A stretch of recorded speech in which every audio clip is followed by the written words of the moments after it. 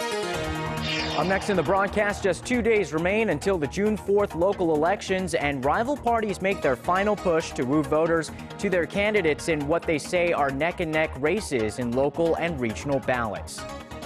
Over in Washington, D.C., top nuclear envoys from South Korea, China, and the United States try to hammer out a path to get back to the six-party denuclearization talks on North Korea. And former sex slaves under Japan's wartime military demonstrate in front of the legislature in Tokyo. The victims and their supporters, who are participating from 8 countries, are asking for a government-level response. Primetime News begins now.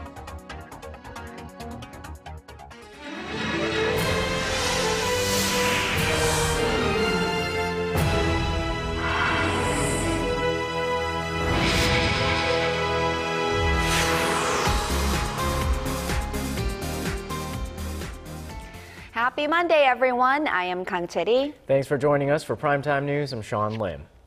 With just 2 days left until voting day, Korea's rival parties are out in full force after Friday and Saturday's early voting brought out record turnout. But both sides are downplaying their chances of a big election day victory, and Kwon So-ah is going to tell us why.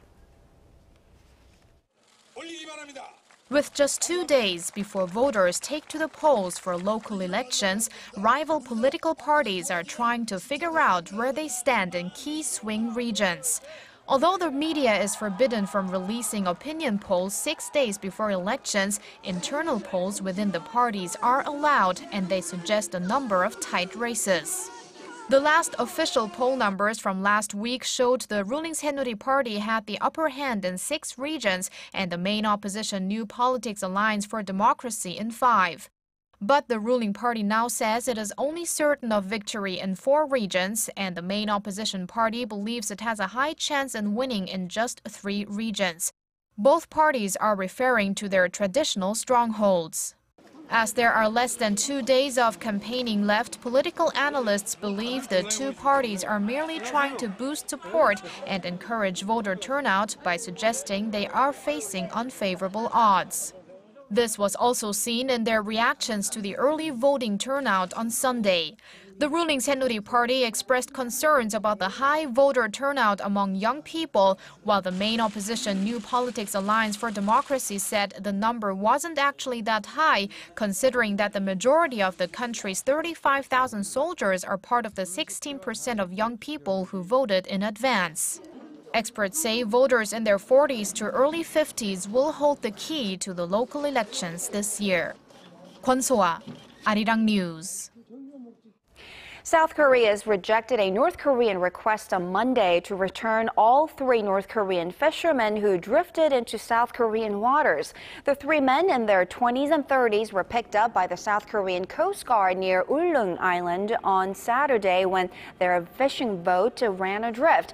2 of the 3 expressed wishes to remain in South Korea. The Unification Ministry in Seoul said that under long-standing policy, the 2 who want to stay will be able to do so under humanitarian grounds. The 3rd man is scheduled to be repatriated through the truce village of Panmunjom on Tuesday. South Korea, the United States, and China may be edging closer to working out a way to restart the long-stalled 6-party nuclear talks. This is according to Seoul's nuclear envoy, who is now in Washington for talks with his U.S. counterpart. Choi Yoo-sun reports. This latest visit to Washington by South Korea's chief nuclear envoy has many wondering if it could offer a turning point for the long-stalled 6-party talks to denuclearize North Korea. Starting with last week's South Korea-China foreign ministers meeting, we've been discussing the conditions to resuming denuclearization talks with countries like the U.S. and China. To that extent, we plan to hold an in-depth discussion with the U.S.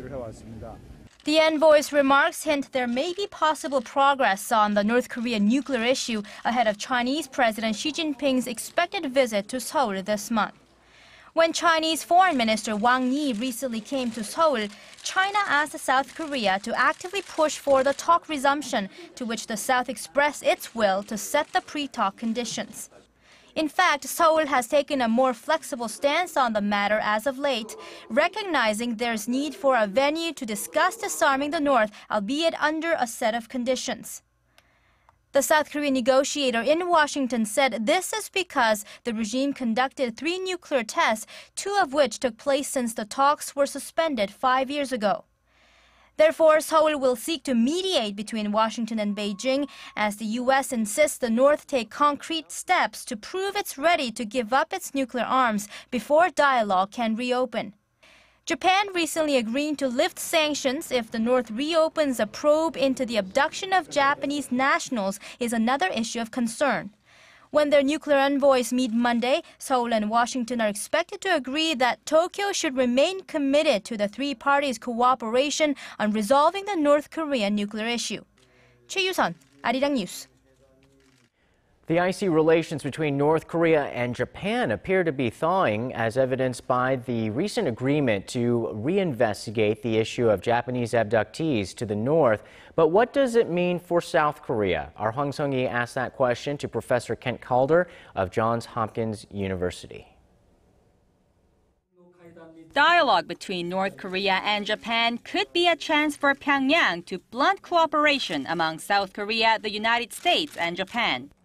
In an interview with Arirang News, Professor Kent Calder of Johns Hopkins University said it's important for Tokyo to refrain from making any separate arrangements. The heart of cooperation, of course, is the Korea and ROK and the United States. But as a supportive element, Japan could be valuable. And so I think our 3 countries can't afford to see North Korea drive a wedge there. That said, generally, I think some pattern of dialogue, as long as there's coordination behind the scenes among the allies, is important. Professor Calder said dialogue is key to bringing back Japanese citizens kidnapped by North Korea in the 1970s and 80s. 5 Japanese abductees were returned in 2002, but the fate of several others remains unknown. In other words, there could well be Japanese citizens still alive in North Korea who never will be able to come home if there's not some process of dialogue.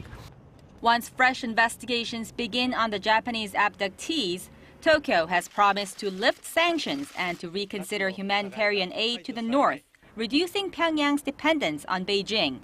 Professor Calder said the possible breakthrough is also a rare diplomatic achievement for Prime Minister Shinzo Abe, under whom Japan has seen ties sour with China and South Korea. I think we're at a period where the Abe administration realizes that it can't be a player on Northeast Asian geopolitical issues without some kind of contact or dialogue with DPRK. Well, there has been Japan-North Korea talks, and Washington has also been conducting 1.5-track informal dialogue with North Korea. Doesn't that leave South Korea out of the picture? Well, it's very important that South Korea not be left out of the picture. That's absolutely the case. I've felt strongly for a long time that the credibility of the Korea-U.S. alliance is really the cornerstone of our position in the Pacific and one of the key global elements. Professor Calder stressed the importance of dialogue, but said quiet consultations between Seoul, Washington, and Tokyo must remain intact at any cost. Hwang Sung-hee, Arirang News. 300 former sexual slaves from 8 different nations have gathered in Japan to carry out a demonstration demanding Tokyo give an official apology and legal compensation over their wartime enslavement of women. Our Connie Kim reports. Victims of Japan's wartime sexual slavery from 8 countries rallied in front of the Japanese Diet's lower house on Monday, calling on politicians in the country to settle the unresolved issue. On the sidelines of the 12th Asian Solidarity meeting in Tokyo, around 300 former comfort women, their families, and civic activists showed up for the demonstration, along with foreign embassy officials from 18 countries. Today's rally, there were grandmothers who visited Japan for the first time to speak about the horrific atrocities they have experienced. The Korean Council said that the participants submitted an appeal asking Tokyo to acknowledge that Japan set up and administered military brothels during World War II. They're seeking an apology and compensation for the victims, and that future generations are educated about the historical atrocity so that it never occurs again. It was another opportunity to push the Japanese government to acknowledge their past wrongdoings and provide compensation through legal means. Following the public protest, victims will speak in front of 7 universities in Tokyo on Tuesday and Wednesday to inform the younger generations that are unaware of Japan's history. Connie Kim, Arirang News. Now, for today's in-depth discussion, we're talking about missile defense for South Korea and the recent push by the United States to install its MD system in South Korea. And for more, Professor Park Hyuk is joining us in the studio. Thank you very much for coming in. So what's the rationale behind this U.S. push to install its missile system in South Korea? I think that, first of all, I think their intention is to protect their people in South Korea. They have 28,500 U.S. soldiers here and with some U.S. people. And also, I think their intention is to protect South Korean people because we don't have sufficient missile defense assets right now. So I think their intention is based on the alliance spirit. Both countries share mutual strength and cover mutual weaknesses, I think. So this THAAD system is essentially a cooperative military missile defense program that will intercept North Korean missiles, especially long-range missiles, presumably to enhance the security of the United States from being attacked all the way from North Korea. There are some critics saying that this system mainly will benefit the United States, and why have it here in South Korea? What are some of the pros and cons? Yes, we need to understand the North Korean nuclear missiles threats in advance, before answering that.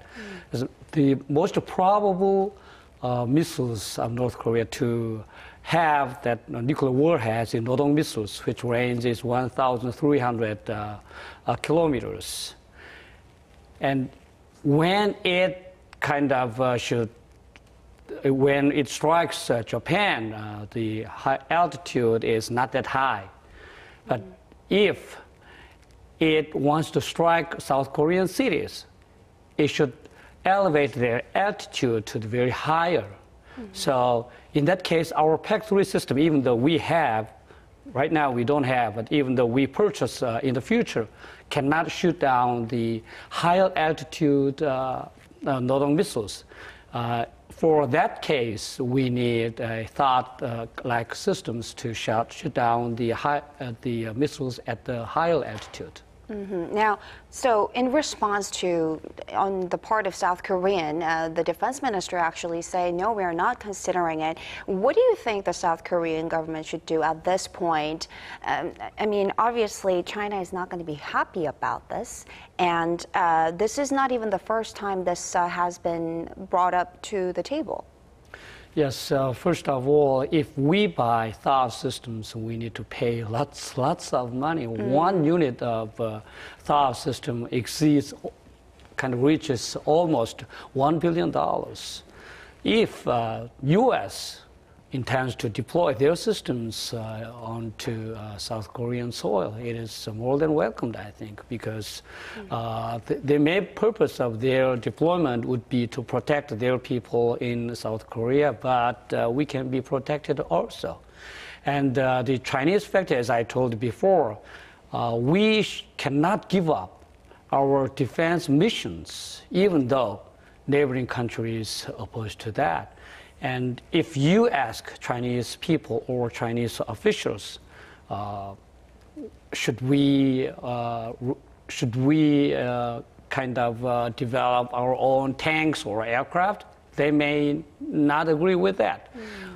So Chinese opposition is very common to all the neighboring countries. So we need to build up our missile defense systems, and we can economize on the budget if U.S. deploys their THAAD systems into South Korea. All right. Well, thank you so much for your insight and comments tonight. Yes, Thank you. My pleasure. Curry's comments came in response to Your gateway to the day's biggest stories in Korea and around the world. Breaking news, the hottest interviews, and a whole lot more. Join Arirang Sean Lim and Kang Chae-ri from the heart of Seoul. Begins now. Primetime news, weeknights, live at 10 on Arirang TV.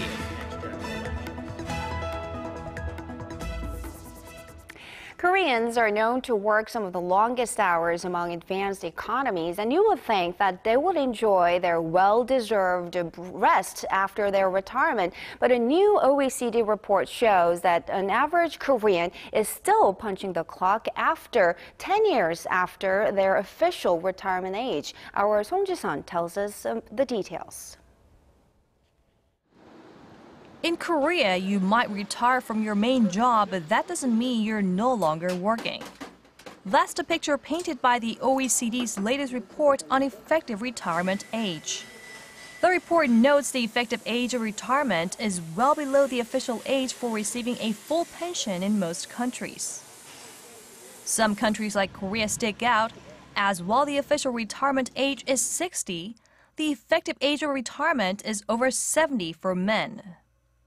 In many European countries, residents are actually retiring a good few years before their official retirement age of 65. Women in general retire a year or two earlier than men, but Korean women are also the ones working the longest after retirement, trailing only Chile. Korean women are working just as many years as men, effectively retiring at 70.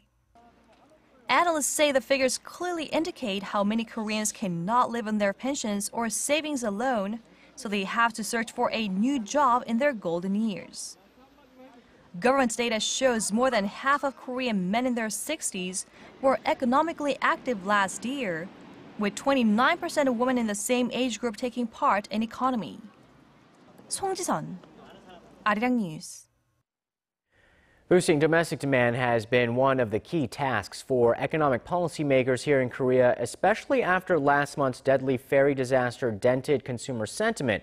But Professor Robert Barro at Harvard University says it may not be necessary for the government to step in and pump in money just yet. Our Hwang Ji-ae tells us more. Exports have been Korea's traditional growth engine, but balancing it with domestic demand rose as one of the key agendas for the Park Geun-hye administration to boost growth.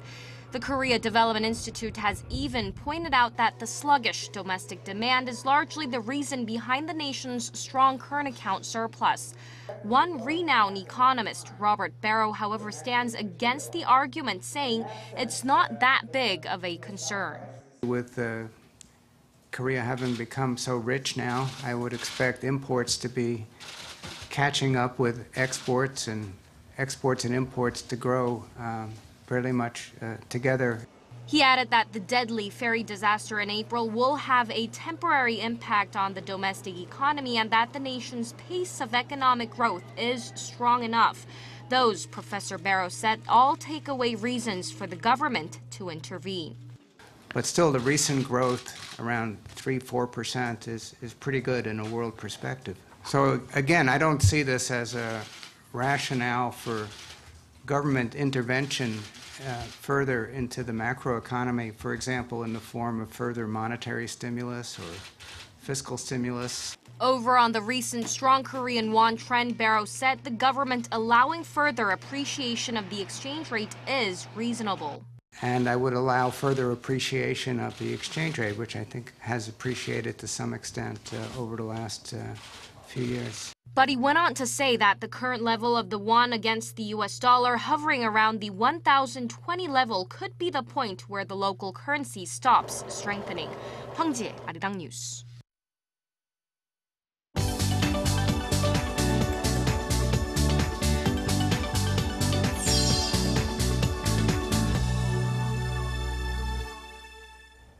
A British newspaper reports that organizers for the 2022 World Cup in Qatar paid off senior FIFA officials millions of dollars to ensure the bid for the international football tournament. With more on that, we now go to Paul Yee at the News Center. Paul, there's been a cloud of controversy hanging over Qatar since it won the rights to host the World Cup, beating out countries like Japan, the U.S. and Korea. But is there any weight to these fresh claims?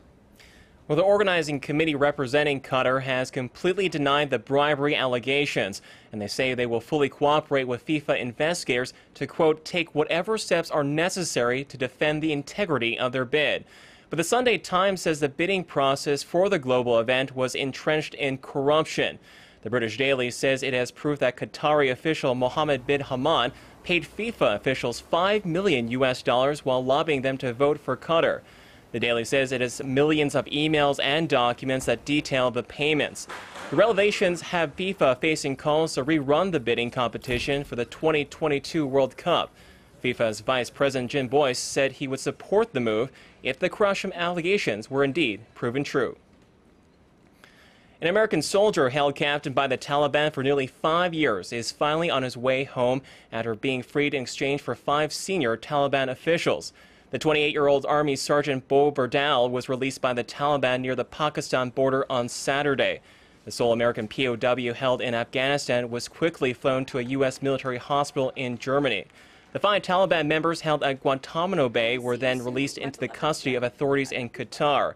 However, both the Afghan government and the Republican Party have condemned the move by Washington, warning that it could put even more American lives at risk. Kabul says the Taliban detainees are dangerous and will likely rekindle ties with terrorist networks to resume fighting. The prisoner swap comes just days after President Obama announced plans to withdraw all U.S. troops from Afghanistan by 2016. And turning to India, where the country has just formed its 29th state, Telangana. With a population of more than 1.2 billion people, the government has been reluctant to create new states over concerns of national unity. But there's been a gradual shift in New Delhi. Indian lawmakers passed a bill to create Telangana earlier this year, despite strong opposition in parliament. The move will recognize the northern landlocked region from the coastal state of Andhra Pradesh. Supporters say local economic development had been neglected for far too long and that a new state was the only solution. Officials say the deal had been delayed due to contention over Hyderabad, India's 6th largest city. The booming state capital is home to many international companies such as Google, Microsoft, and Dell. The city has suffered through years of strikes and at times violent protests, both for and against the creation of Telangana.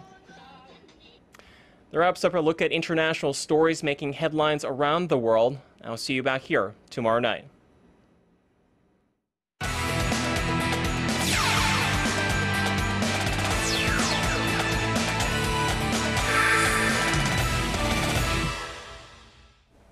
Hello and welcome to Primetime Sports. I'm Stephen Che.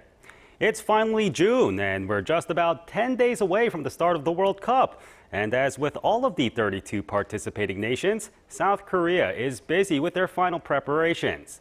The national team is currently training in Miami, besting the sweltering heat and humidity in order to get into top form.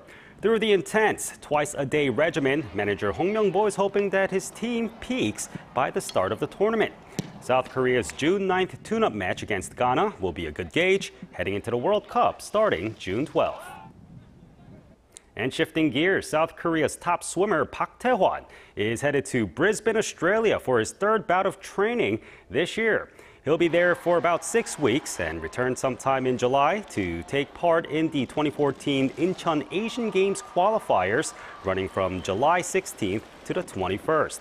The Marine boy is intent on adding more gold medals at the 17th Asiad in September. And heading straight to the greens, Stacey Lewis has overtaken Park In-bi for the top ranking in ladies golf after winning the ShopRite LPGA Classic. Lewis closed out strong to finish at 16 under par, while Park ended at 7 under, good to tie for 8th.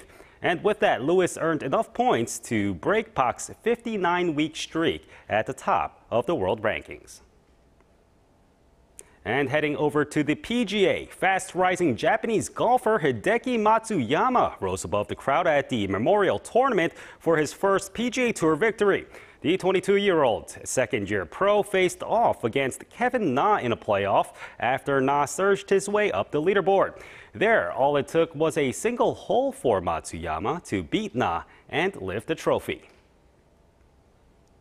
And we come back home to take a look at the KBO standings for the week, starting on June 2nd. The Samsung Lions are on top for another week. They'll bounce back after resting over the weekend. The NC Dinos are also doing very well, going 7-3 in their last 10 games. Tucson and Nexon round out the top 4. Now we look at the bottom of the standings. Lotte holds down 5th place, but a breakthrough may be in the cards. Meanwhile, SK, Kia, Hanwha, and LG need much more than that to break out of the bottom 4. And that's all I have for now. This has been Stephen Che. I'll see you back here later for more from the world of sports.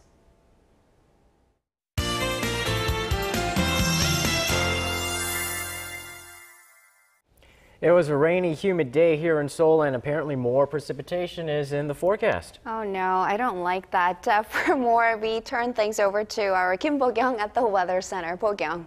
Guys, although it has stopped raining here in Seoul, it may resume later tonight. Now, about 20 to 60 millimeters of precipitation is forecast for both Gyeongsang-do provinces and most parts of the central regions, as well as Ulleung Island and Dokdo can expect around 5 millimeters, so please make sure to keep an umbrella handy. Well, at the moment, a low pressure system from China is leading to nationwide showers. Due to the rain, temperatures have dipped about 5 degrees compared to yesterday, and it looks like this cool-off period should continue through Wednesday. Visibility on the roads is down to 5 kilometers, so please be careful behind the wheel. Otherwise, a heavy rainfall watch and a strong wind warning have been issued for Jeju Island. Taking a look at Tuesday's readings, Seoul tops out at 26 degrees. Daegu, Gwangju, and Busan hit the low 20s. Taking a look at other places, well, Daejeon and Jeju peak in the mid-20s. Dokdo and Mount Kumgang hit 21 and 19. And that's all the updates for now, and I'll be back with more after midnight. Bo-kyung, thanks so much for that, and that will do it for this edition of Primetime News. Thanks for watching. We'll see you back here tomorrow.